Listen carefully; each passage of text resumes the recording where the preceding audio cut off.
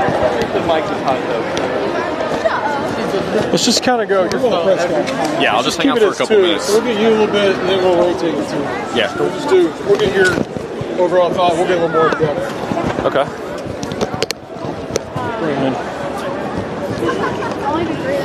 Are we rolling, Steven? Are you winning, son? Reacting? Yeah. Oh, what's up, man? How are you? Are you winning, son? Come on, buddy. Goodness. Very official. Somebody get on the phone and just see if we have it up on YouTube. You just look at YouTube. If you're out there watching us on the YouTube universe, we're still live or not, so we're just going to roll for a bit. Might just watch us standing here for a second. We hope you are. Look at these guys. Look how handsome these guys are. Are we live? I don't know. Okay. Jacob says we're live. Nice. So in that case, we will get started. Ladies and gentlemen, this is the first rapid reaction of the Mark Pope era, not counting Big Blue Madness or the one we did the Blue-White game. We had a good evening. No, we had a great evening. This was a lot of fun here at Rupp Arena. We wanted a blowout. We got a blowout, and then some. Final score was 123 to 52. 123 to 52. 71 points for my mathematicians. Was it 53 points 2 years ago in one of these games we scored? Times have changed. Total, 56. yes, was 53. Zach Gagan here has got to get to the Mark Pope press conference. We're going to start to him. Jack Pilgrim's over there. You know him. You know Jacob. We're going to have a fun night here, but he's got to get to work. So let's just get your instant thoughts. Not even going to ask you questions. Let's just hear from you. Okay. 21 made threes, 50%. 32 assists, I think to 5 turnovers. Double check me on that real quick, Jack. 39 fast break points. Those are the 3 stats I want everyone to focus on right now, because that is what Mark Pope promised us that we would see on this offense, and that's exactly what we have seen. Jackson Robinson can shoot the ball from anywhere. Kobe Brea can pretty much shoot the ball from anywhere. It was really cool to see Trent Noah come in and hit 4 threes at the end. Defense. 53 points. I think they shot 33%. Kentucky Wesleyan did. Maybe made like 4 3-pointers on the whole night. Jack, am I right? Yes. Look at us. I'm right. Scores tonight. I got one too. I just wrote it in my head. I got it all here. Amari Williams, Lamont Butler. First of all, when Jackson Robinson said at media days that he hates going against Lamont Butler every day, I completely understand right now, because I think he was credited with 5 steals, but there was 6 times I counted throughout the game where he forced a turnover just by pestering a guy all the way out, almost 40 feet away from the goal at the half court line. So. Lamont had six total steals, assists, rebounds, and steals. Ooh, yikes! 6. That's not bad for your guard. Devil's in the details, right? His 3 wasn't going in, but 6, 6, and 6, pretty impressive. That sure is right. Anywho, fun. God, it was a lot of fun. It really was. What are you going to ask Mark Pope? You going to ask anything? I'm actually going to ask him. I actually have thought this up because he talked about wanting to get exposed. Did you get exposed at all in this game, Mark? You probably didn't, if we're being perfectly honest, but I'm interested to hear his thoughts, because I'm sure he'll still have some sort of answer. That was Zach rapidly reacting to the start of the rapid reaction. Go in there and get back to work. We didn't want to do it without you. We got a new format. Everyone at home, you've been watching this. These used to be like an hour and a half after the game. We're trying to do them right away. We're trying to do it live. I'm not going to elaborate, but we have to go outside for all of these. I'll leave it at that, but get used to us being on this sidewalk in this spot outside Rupp Arena. Come join us sometime. Hello, you can join us. What's up? All right, let's get into some more things. Jacob, Jack, God, there's so many takeaways. I feel like everybody played well. Zach ran through almost all of them, so that was fun. As the game was going on, I'm like, all right, I'm going to leave with that. Oh, I'm going to leave with that. I think I'm going to leave with Trent Noah, since it was the most recent. Who thought that was going to happen? Maybe the 12th man on the roster, but I'm the happiest over him right now. Loud pop. Crowd leaving a little early, but the 13th region sinks 3 straight threes and kind of takes the roof off the building there for a minute. And I love that the last 3 that he hit, right before that, there was a Harlan County fan showing off his shirt going, yeah, Trent Noah, yeah. And then immediately afterward, Trent bangs another 3. And it was funny. I was kind of pre-writing some of the stuff with, 10 Wildcats score, but there's one more I'm really waiting to, Trent Noah hasn't gotten in yet, really waiting for that last, hopefully we could get all 11. And then Trent goes crazy and is one of 8 players to finish in double figures. All 11 players score. We wanted offensive efficiency. We wanted the fun, the system, just the actions and the sets and the cutting and the zoom actions and all of the fun stuff that we kind of talked about and saw on film. We were like, we got to see it with our own 2 eyes. It was so cool to just see the fun system, the Mark Pope system, with our own 2 eyes, and it lead to a 70-point blowout. It was just unbelievable. I can't believe we just witnessed that with our own 2 eyes. I'm so happy. Zach made a point earlier. There for a while, these were feeling like work, fun work. Never complained about my job, but I felt like a fan again. This really took me back. Had so much fun watching. Love Andrew Carr, love Amari Williams. We'll break them down. Otega Owe. Had no idea we would get that out of him. I don't know if we should continue that moving forward. He had 18 points. I was most impressed he hit both of his three-pointers. I didn't know that he, could stack up with the others in three-point shooting. But outside of that little fun we had Trent Noah at the end, Otega Owe was my biggest surprise. And is he officially the two? And, Kirk Kreese was out tonight. Actually, let's start. Let's get the lineup out. Let's reset here. Okay. Lamont Butler started. We had our four we knew we liked. Lamont Butler, Jackson Robinson, Andrew Carr, Amari Williams, the two. We were a little interested in seeing what he'd do. Otega Owe gets that spot. Kirk Kreese was still out with the injury, obviously rotating a lot. So we saw Brea Perry. Everyone played well. But again, Otega Owe was that's going to be my main takeaway, at least from this. We're trying not to overreact to too many things, but that's a guy that is going to be right up there in the mix with some of the ones we thought might be the leaders of this team. And admittedly, we knew the offense was going to be good. That's Mark Pope's bread and butter. We knew they were going to be super efficient. We knew that they would grade out super high with the tempo and the shot numbers and all that. Mark Pope said that he wanted to shoot 35 threes a game, cleared that, and then some. But the defensive side of the ball was the one we were always like, I don't know. We'll see. And then Otega goes nuclear. And then Lamont Butler is just, Ashton Hagen's 2.0 on the defensive side. If there was one question about this team coming in, it was the defensive side, and to have them both just step up as quickly as they have, and Amari Williams being the interior defensive presence, Brandon Garrison being as talented as he is, showing off kind of those spurts and raw potential there was just so much to like defensively on top of the offensive success. You almost don't know what was more impressive. It was the offense than the shooting, obviously, but the defense was that much of a talking point as well, where you go, man, if they can do it both as well as they did on both sides of the floor, this team could be really, really good. Oh, yeah. Sorry to distract you with that monologue. Those three wanted to be on TV. Some referee employees. They got scared. So we're not on TV. We're on YouTube. Better than TV.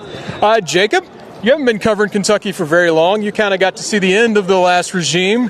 What do you think about this new life brought to Kentucky and the excitement around it, and then having a blowout in their first appearance? It's a lot of fun. I had high expectations for this team, but I didn't expect them to gel so quickly. Their first game as a team that none of these guys have played together. So I want to talk about a few guys. Lamont Butler, we've talked about him a lot, especially on the defensive end, but offensively, I was super impressed with him.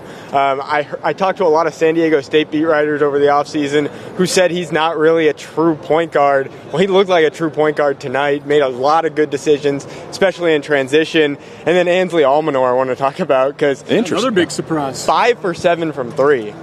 He was knocking down from threes.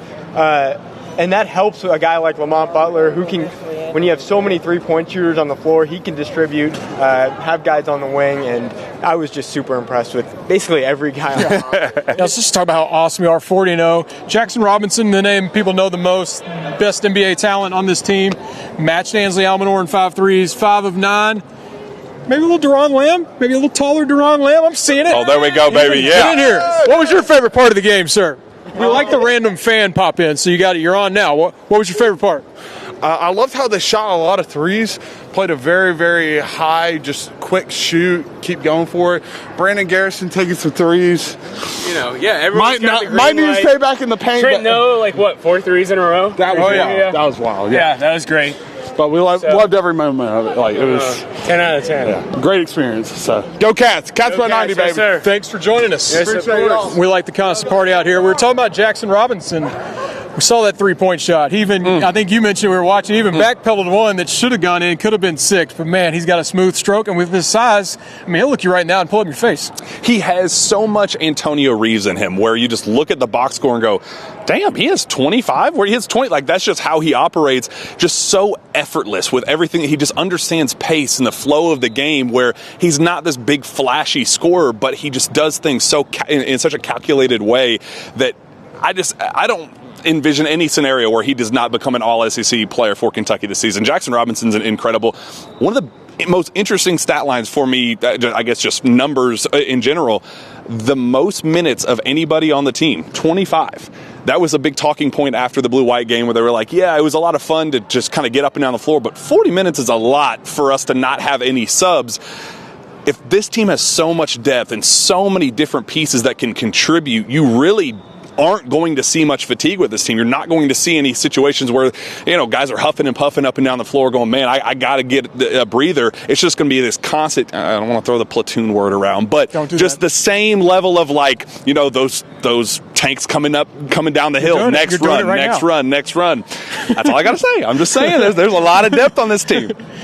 It's the depth and just how different they are, but if it's Pope's system, you can plug them in. You have Kobe Brea, who almost said best three-point shot on the team. I'm not ready to crown that yet. He lacks a little bit athletically, but it's good in so many ways. But then in the same position, you bring in Owe is just something completely different. He just has so many pieces to match the equation that Pope's, whoever they're facing. I've noticed, and I've heard this comparison a lot, this Kentucky team feels a lot like the Kentucky teams that would beat UK on a random Tuesday night. We get so upset. A lot of players like that, a lot of experience, a lot of shooting. I'm glad they're on our team now. We're not going to expect that every night. This is a lot of overreacting. I demand this. It's an exhibition game against Wesleyan. Wesleyan that beat Louisville last year and returned 6 of 8 players from that team that beat Louisville last year. I'm not going to mention that. Amen. But it is so exciting to see them score so much. Did you have any other big takeaways? Just like Jack talked about, the depth. I felt like with last year's team, if you took out one or two guys and made them struggle, then the whole team would struggle. This is a team where you take out one or two guys and they've got another 6-7 guys that could beat you. So the depth was really standing out to me tonight. For those of y'all that weren't here, because it was a streaming game, I hope you all got to watch it. If not, I don't Computer know. Game is one Matt Jones would say. Yeah, we'll figure it out. Some in-house notes. Travis Ford back in the house. We had Madisonville on the bench and Zach Tao. We had Madisonville on the front row and Travis Ford being the Y. Me, I was whatever I am, but just a lot of Madisonville tonight. But it's good to see Travis Ford back. He's not coaching this year. Seeing him, we're going to get a lot of these 90s players coming back. He's one of many. The Snackwards cam's back. Gross, really gross. We loved it. What else did we see? We saw Dancing Guy. For some people that care about things like where do the Popes sit, we saw the Pope family right behind Mark. Last year, for the last 15 years, Ellen had her seat at the table. Looks like the Popes are going to be part of the crowd. If you read Tyler Thompson's story, which all of you should read. In fact, if you haven't, stop watching us and go read it now. But my favorite part in that story, Leanne Pope might give it to the refs a little bit when they need it. So I like seeing her in the crowd. Tonight's not the night to do that, but it's good seeing them being a part of this, sitting right behind Mark there. Anything else from the scene we're missing? A lot of the pregame stuff was the same Dream On video, which is awesome. It wasn't a sellout, but it had the feel of a sellout. You could just kind of, the excitement was just so palpable, where you could tell that this was a fresh start, that this was a new beginning for Kentucky basketball, where of the fans that were there, every single one of them, there was a pop with every made three, and there was one sequence where the ball movement was crazy and led to a Jackson Robinson bucket, and it was just kind of like, whoa, this is what we've been waiting for. It's time for this new beginning for all of us, and it was just really cool to just have the entire.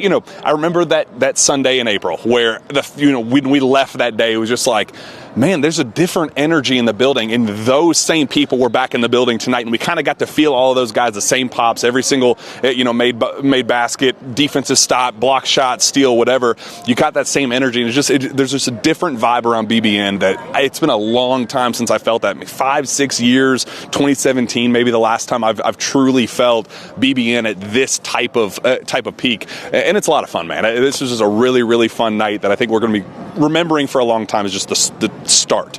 Night's not over. You mentioned that energy. Pope's about to do his first coach's radio show in there. We don't know if he'll follow Cal's model of going out signing balls, but I can only imagine he is, and there's a big crowd in there. We're going to try to get in and still catch Pope with Zach Gagan. Thank you for joining us for this very rapid reaction outside Rupp Arena. Stephen, tell them where to meet us. This is where we'll be after every game. Give them a little pan around. I don't know what you call this. What is this? Is this the foyer? Yeah, the lobby, the courtyard, the sidewalk, the Rupp Arena courtyard. If you're someone that doesn't like these videos, we are not inside the building, so don't worry about that. But we will be outside from now on. We're going to get back inside now to hear from Mark Pope. I'm excited to see his first radio show. Jack, Jacob, Zach inside, Drew, Steven behind the camera, everyone that joined us, everyone that's watching at home, watch or read Tyler's story. Seriously, do it. Close this now, or follow us on YouTube, then go read it. Thanks for following along. A fun night for Kentucky basketball. Can't wait for what's next. Next Tuesday, Minnesota, the Fighting Myron Metcalfs are here. We'll be back then.